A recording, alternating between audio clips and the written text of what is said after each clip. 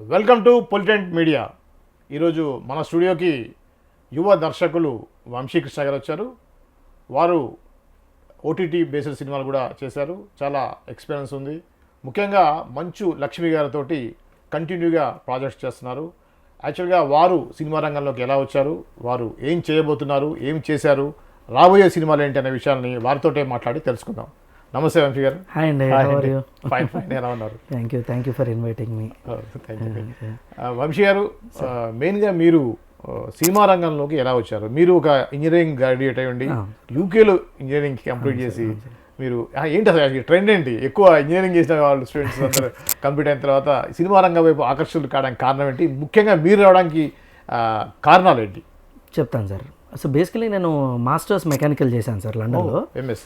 MS చేశాను లండన్లో. And నాకు యాక్చువల్గా అప్పటి నుంచే సినిమా రంగం మీద ఒక ఇంట్రెస్ట్ ఉంది. ఎందుకంటే నేను భారతీయ విద్యాభవన్లో చదువుకున్నా. ఓకే. సో చదువుకున్నప్పుడు నా ఫ్రెండ్స్ అందరూ కూడా మ్యాక్సిమం సినిమా వాళ్ళు, పొలిటికల్ పీపుల్ ఎక్కువ ఉండే అనమాట స్కూల్లో, భారతీయ విద్యాభవన్లో. సో హీరో తరుణ్ నేను క్లాస్మేట్స్. ఓకే. సో అతని ఇన్ఫ్లుయెన్స్ యాక్చువల్లీ నా మీద చాలా పడింది అప్పట్లో. మేము 10th క్లాస్ చదువుతున్న రోజుల్లోనే అతను సూపర్ స్టార్. నువ్వే కావాలి ఎగ్జాక్ట్లీ, అప్పటికే నేషనల్ అవార్డు వచ్చింది అతనికి. పెద్ద పెద్ద సినిమాలు చేసి ఉన్నాడు. మన చైల్డ్ యాక్టర్గా బాలకృష్ణ గారితో ఆదిత్య 369 అవన్నీ, తేజ అన్న సినిమాకి అతనికి అవార్డ్స్ వచ్చినాయి. జాకీ చాన్ గారితో అతను అవార్డ్స్ తీసుకున్న రోజులు. అంటే నేను చిన్నప్పటి నుంచి ఇద్దరం బెస్ట్ ఫ్రెండ్స్ అనమాట. అయితే మేము 10th క్లాస్ చదివేటప్పటికే అతను స్టార్ అయిపోయాడు. నువ్వే కావాలన్న సినిమా మనకి ఆర్టీసీ క్రాస్ రోడ్స్లో 1 year ఆడిన సినిమా. సో బేసికలీ అతను స్టార్డమ్ నేను హెవీగా దగ్గరుండి చూశాను. సో చూసి అంటే ఒక చిన్న సినిమా రంగం అంటే ఇలా ఉంటుందా అది ఇదని చిన్న క్రేజ్ అనమాట. చిన్నప్పుడు కదా, తెలియని వయసు. సో ఉండింది, అప్పటి నుంచి చిన్న ఇంట్రెస్ట్ ఉంది కానీ. బట్ సర్లే, ఇంకా మా ఫాదర్ బ్యాక్గ్రౌండ్ అంతా మాదంతా judiciary families. So father background వేరు, మనకి ఎక్కడ సెట్ అవుతుంది అది ఇదని. ఇంకా ఆ ఏజ్లో డెసిషన్ తీసుకునే అంత మెచ్యూరిటీ లేదు. దెన్ ఇంజనీరింగ్ చేశాను, మా ఫాదర్ అడిగినట్టు ఇంజనీరింగ్ చేశాను. దెన్ మా ఫాదర్ కోరిక మేరట నేను లండన్లో ఎంఎస్ చేశాను, masters with very good percentage. Then అక్కడ ఉన్నప్పుడే న్యూయార్క్ ఫిల్మ్ అకాడమీలో నా ఇంట్రెస్ట్ కొద్దీ మా ఇంట్లో తెలియకుండా నేను లండన్లో NYFAలో చిన్న కోర్స్ కూడా చేశాను అన్నమాట, direction course, back in 2008. Okay. So చేసిన తర్వాత నాకు నిసాన్లో మంచి జాబ్ వచ్చింది. జాబ్ వచ్చి అప్పట్లోనే నా ప్యాకేజ్ 40 lakhs పైన ఉండింది. బట్ దాన్ని నేను అక్కడ రిజైన్ చేసి వచ్చేసాను హైదరాబాద్. ఎందుకంటే సినిమా రంగంలో మనం ఎట్లాగైనా ఏదో ఒకటి చెయ్యాలి, ఇంట్రెస్ట్ అని చెప్పేసి అప్పుడు ఆ ప్యాకేజ్ వదులుకొని నేను వచ్చేసాను అనమాట.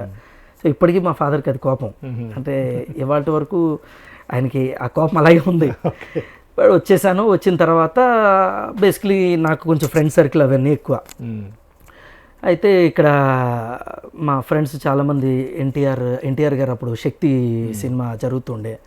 దాని తర్వాత BVS రవి గారు నాకు గురు సమానులు, నాకు బాగా ఇష్టమైన వ్యక్తి. సో అప్పుడు నాకు ఆయన వాంటెడ్ అనే సినిమా గోపిచంద్ గారితో చేస్తున్నారు. ఆ సినిమాకి ఇట్లాగా నాకు ఇలాంటి సినిమాలకి అంటే డైరెక్ట్గా డైరెక్షన్ డిపార్ట్మెంట్ కాదు కానీ PR డిపార్ట్మెంట్లోను, తర్వాత ఇన్ ఫిల్మ్ బ్రాండింగ్. ఎందుకంటే మనం కొంత చదువుకొని ఉన్నాం కాబట్టి వాటి మీద మనకు కొంచెం నాలెడ్జ్ ఉండింది. సో దాని మీద ఇంట్రెస్ట్ కొద్దీ వాళ్ళు మనకు ఆపర్చునిటీ ఇచ్చారు. సో ఆ 2 ఫిలిమ్స్ నేను సక్సెస్ఫుల్గా ఇన్ ఫిల్మ్ బ్రాండింగ్ చేశాను. ఓకే. చేసిన తర్వాత మెల్లిగా సినిమా మీద అవగాహన తెచ్చుకున్న తర్వాత ఇక ఎట్లా ఎంటర్ అవ్వాలి అని చెప్పి బేసికలీ నేను చిన్న అప్పుడు మనకి బ్లాక్బెర్రీ ఫోన్ అని ఉండేది. సో బ్లాక్బెర్రీ ఫోన్ మీద నేను స్టేటస్లు సినిమాలకి 2 lines 3 lines స్టేటస్లు పెట్టేవాడిని, సినిమా ఎలా ఉంది అని. ఓకే. సో నా జడ్జిమెంట్ 99% కరెక్ట్ అయ్యేది. అయితే అందరూ ఏమన్నారంటే, అరే నువ్వు ఫిలిం రివ్యూస్ బాగా రాస్తావు, నువ్వు why don't you try writing reviews అని అంటే, ఇప్పుడు నేను పేర్లు చెప్పలేను కానీ వెబ్సైట్స్వి, but one of the leading వెబ్సైట్స్కి నేను రివ్యూస్ రాసేవాడిని. రివ్యూస్ రాసి చాలా సినిమాలు జడ్జ్ చేసేవాడిని. 99% నా ప్రెడిక్షన్ కరెక్ట్ అయ్యేది. Okay. And at the same time కొంతమంది పెద్ద హీరోలు, పెద్ద ప్రొడ్యూసర్లు నన్ను పిలిచేవాళ్ళు అప్పట్లో, సినిమా చూడు ఎలా ఉందో చెప్పు అని. సో నేను చూసి చెప్పేవాడిని. అట్లాగా నా జడ్జిమెంట్ చాలా వరకు కరెక్ట్ అయ్యేది. అప్పుడు మెల్లిగా ఒక ప్రొఫెషనల్ వెబ్సైట్స్కి రివ్యూలు రాయడం మొదలుపెట్టాను. బాగా సక్సెస్ఫుల్గా రాశా. సరే బాగా రాశాం కదా, నాకు కూడా కొంచెం ఏంటంటే అక్కడ ఫారెన్ నుంచి జాబ్ మానేసి వచ్చాము, ఆంటర్ప్రినర్ స్కిల్స్ కొంచెం ఎక్కువ ఉండింది అనమాట. సరే అని చెప్పి నేను ఒక వెబ్సైట్ స్టార్ట్ చేసి వాటిలో రివ్యూలు రాయడం మొదలెట్టా. కొన్ని కారణాల వల్ల తర్వాత అది కంటిన్యూ చేయలేదు because of my passion towards cinema. So మెల్లిగా కొన్ని చిన్న చిన్న ఫిలిమ్స్కి డైరెక్షన్ డిపార్ట్మెంట్ పనిచేయడం మొదలెట్టాను. ఓకే, మీరు తెలుగులో కాకుండా బాలీవుడ్లో కూడా ఒక సినిమాకి వర్క్ చేశారు. ఎస్ సార్, హేమంత్ మధుకర్ గారు అని చెప్పేసి మనకి తెలుగులో నిశ్శబ్దం అని సినిమా చేశారు. నిశ్శబ్దం కాదు సార్, మన మాధవన్ గారు అండ్ అనుష్క శెట్టి గారితో నిశ్శబ్దం అనే సినిమా చేశారు. ఆ డైరెక్టర్ హిందీలో 2 సినిమాలు చేశారు, హేమంత్ మధుకర్ గారు. ఆ 2 సినిమాలకి నేను వర్క్ చేశాను. వర్క్ చేసి కొంచెం అంటే బాలీవుడ్ అట్మాస్ఫియర్ మన అట్మాస్ఫియర్ డిఫరెంట్. అది ఒక కైండ్ ఆఫ్ ఎక్స్పీరియన్స్, మన తెలుగులో కైండ్ ఆఫ్ ఎక్స్పీరియన్స్. సో అట్లాగా ఆయనతో నేను కొంత బాలీవుడ్లో ట్రావెల్ అవ్వటం జరిగింది. సో హిందీలో కూడా 2 సినిమాలు నేను వర్క్ చేశాను. వర్క్ చేసిన తర్వాత కొంత ఎక్స్పీరియన్స్ గెయిన్ అయిన తర్వాత ఒక కథ రాసుకున్నాను. కథ రాసుకొని మన ఆర్బి చౌదరి గారు, super good films R B Chaudhary గారు వాళ్ళ అబ్బాయిని నాకు కామన్ ఫ్రెండ్స్ ద్వారా పరిచయం అయిందనమాట. మనకి కిషోర్ తిరుమల గారు అని డైరెక్టర్ ఉన్నారండి, మీకు పెద్ద డైరెక్టర్, చిత్రలహరి ఇట్లా పెద్ద పెద్ద సినిమాలు చేశారు ఆయన. సో ఆయన ఆయన వచ్చి తమిళ్లో ఒక సినిమా చేశారు ఆర్బి చౌదరి గారి అబ్బాయితో. సో అట్లాగా నాకు ఒక చిన్న యాక్సెస్ ఇస్తే నేను ఆర్బి చౌదరి గారి అబ్బాయిని కాంటాక్ట్ చేసి ఆ సినిమాని ఆ కథను ఆయన అక్కడ ఒప్పించుకోగలిగి ఆ సినిమాని తెలుగు తమిళ్లో బైలింగ్వల్ ఫస్ట్ సినిమా చేశాను సార్. అది యాక్చువల్గా కోవిడ్ వల్ల థియేటర్ రిలీజ్ చేయలేకపోయాం. ఓకే, సో థియేటర్ రిలీజ్ చేయలేకపోయాము. అప్పుడు ఏపీ ఫైబర్ నెట్ అని చెప్పేసి Andhra Pradesh government AP fibre net అని ఒక ఓటీటీ ప్లాట్ఫామ్ లాంచ్ చేస్తే దాంట్లో మనం ప్రీమియర్గా చేసాం. ఓకే, సో అక్కడ మంచి నేమ్ వచ్చింది, చాలా మంచి నేమ్ వచ్చింది. అది యాక్చువల్గా మేము తమిళ్ చేసాం, తెలుగు డబ్ చేసాం అనమాట. సో అది నా ఫస్ట్ సినిమా. అంటే అది థియేటర్కి వెళ్ళి రిలీజ్ అవ్వాల్సింది, బట్ డ్యూ టు కోవిడ్ అవ్వలేదు. సో అది ఓటీటీ ప్లాట్ఫామ్కి వెళ్ళింది. So that was a decent film. Okay, and then ఆ సినిమా అయిపోయింది. ఆ సినిమా అయిపోగానే ఇమీడియట్గా నాకు ఈ దక్ష ఆపర్చునిటీ వచ్చింది. ఆపర్చునిటీ వచ్చి లక్ష్మి గారితో నాకు ఎప్పటి నుంచో పరిచయం. సో ఆవిడ ఒక కథ చెప్పించి నాకు, వంశీ ఈ కథ నువ్వు చేస్తే బాగుంటుంది అని అన్నారు. మేడం పెద్ద పెద్ద ఆర్టిస్టులు నేను హ్యాండిల్ చేయగలనా, భయం వేస్తుంది అన్న.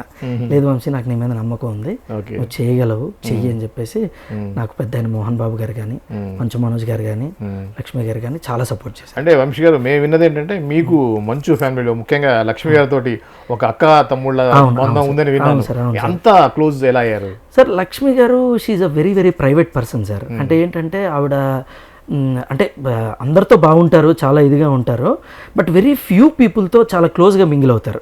అంటే ఆవిడ కరెక్ట్గా కనెక్ట్ అవ్వాలి పర్సన్. సో దేవుడి దయ వల్ల ఏమో తెలియదు కానీ మన బిహేవియర్ కానీ మన ఇది కానీ ఆవిడకి బాగా ఇష్టం. సో ఫస్ట్ నుంచి ఆవిడ ఇప్పుడు బాంబేలో ఉంటున్నారు ఎక్కువ. సో ఇక్కడ ఆవిడకి ఏం కావాలన్నా, ఏమైనా కథలు పట్ట, లేదంటే ఇంకే సినిమాకి సంబంధించి ఏం కావాలన్నా సరే నేను ఇక్కడ ఆవిడకి హెల్ప్ చేస్తూ ఉంటాను. సో ఆవిడకి నాతో అంటే బేసిక్లీ నాతో ఎక్కువ కంఫర్టబుల్గా ఉంటారు. అంటే నాకు ఆవిడకి తెలుసు వంశీకి పని చెప్తే టక్మని చెప్పిన టైంకి అయిపోతుంది అని.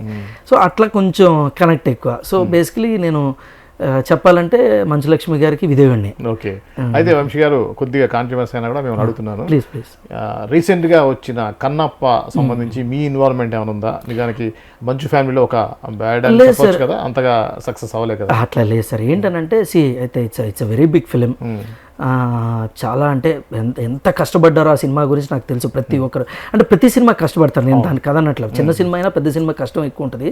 బట్ నిజంగా మంచు విష్ణు గారు కానీ, మోహన్ బాబు గారు కానీ బ్లడ్ అండ్ సోల్ పెట్టారు సార్ ఈ సినిమాకి. అంటే పెద్ద సక్సెస్ అవ్వాలి, నిజంగా దేవుడికి అందరం దండం పెట్టుకున్నాం.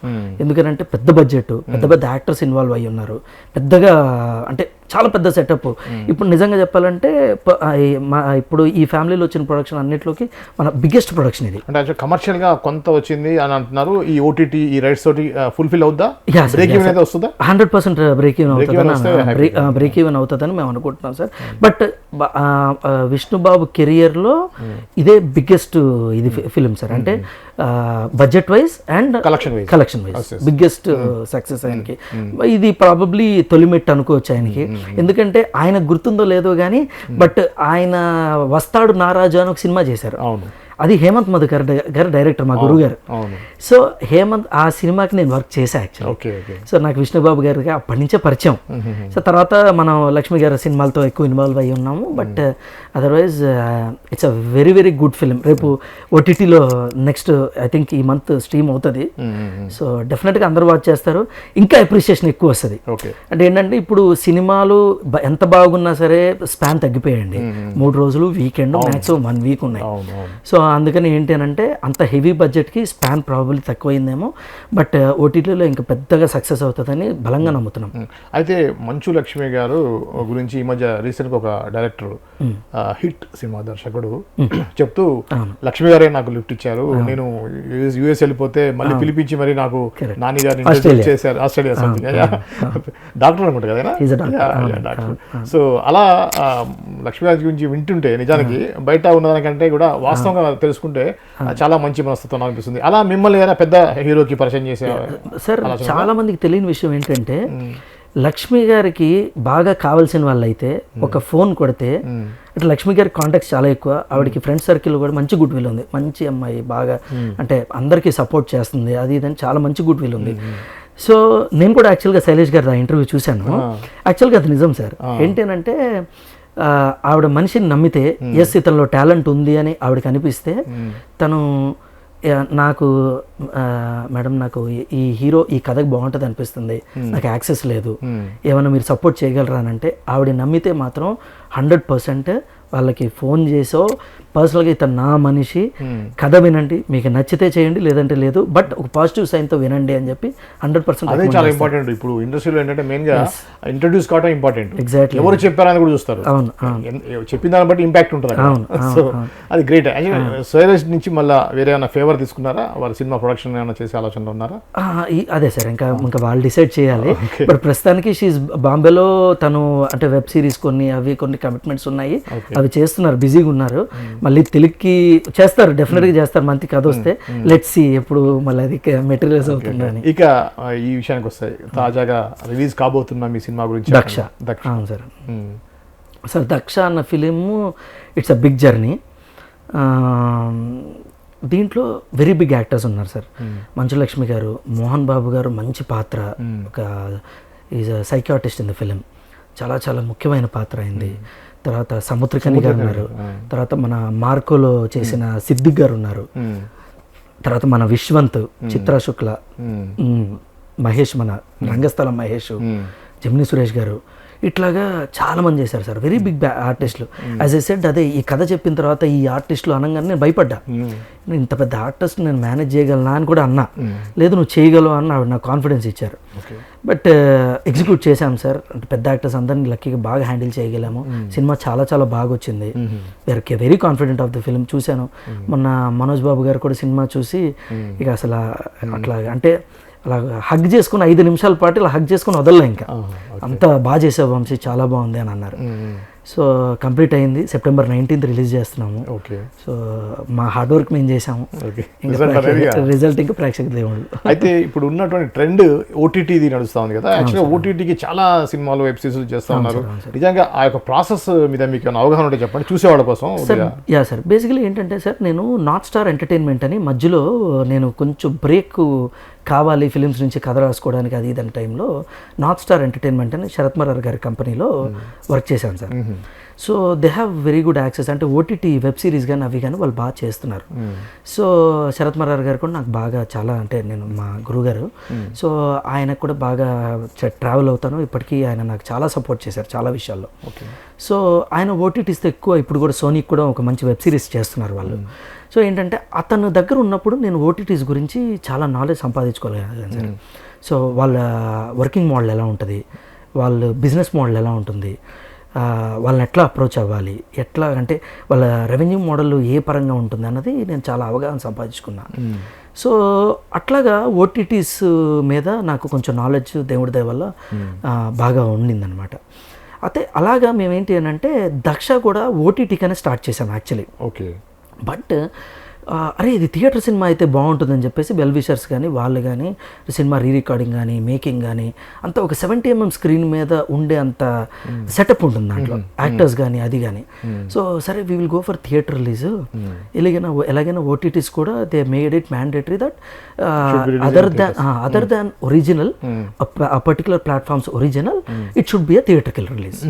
సో సరే వాళ్ళు ఎలాగో థియేటర్కల్ రిలీజ్ అంటున్నారు, అట్ ది సేమ్ టైం మన కంటెంట్ కూడా థియేటర్ కంటెంట్, మనం థియేటర్కి వెళ్దామని చెప్పేసి ఆల్ ఆఫ్ అ సడన్ అనుకున్నాం. సరే ఓటీటీ అనుకున్నాం కానీ బట్ లాస్ట్లో కాపీ చూసి మేము సరే థియేటర్కి వెళ్దాంలే, ఇక డేర్ చేద్దాం థియేటర్ అని చెప్పేసి. బట్ ఇప్పుడున్న పరిస్థితిలో డేర్ అని చెప్పాలి, బట్ మేము థియేటర్కి వెళ్ళడానికి కాన్ఫిడెంట్గా ఉన్నాం సార్, ప్రిపేర్ అయినాం. అందుకని ఏంటంటే ఒక జస్ట్ ఒక 15-20 days బ్యాక్ అనుకున్నాము, ఇక 1 by 1 మొన్న ట్రైలర్ రిలీజ్ చేసాము, అంతకుముందు గ్లిమ్స్ రిలీజ్ చేసాము. రేపు సైమా అవార్డ్స్ ఇప్పుడు నడుస్తున్నాయి సార్, సైమా అవార్డ్స్లో మేము ట్రైలర్ లాంచ్ చేస్తున్నాం. సో లక్ష్మి గారు దుబాయ్ వెళ్ళారు ఆల్రెడీ, సో అక్కడ ట్రైలర్ లాంచ్ చేస్తారు, మాకు మన నెక్స్ట్ వీక్ ట్రైలర్ కూడా రిలీజ్ చేస్తాం సార్. అదే మనిషి గారు, మీ దక్ష సినిమా చూడాలి అనుకుంటే ఆడియన్స్కి మీరు ఎందుకు చూడాలి అని అడిగే వాళ్ళకి మీరు ఏం చెప్తారు సార్? ఇప్పుడు ఆడియన్స్ ఓటీటీ కాకుండా థియేటర్కి ఎందుకు రావాలి, ఇది ఫస్ట్ ప్రశ్న సార్.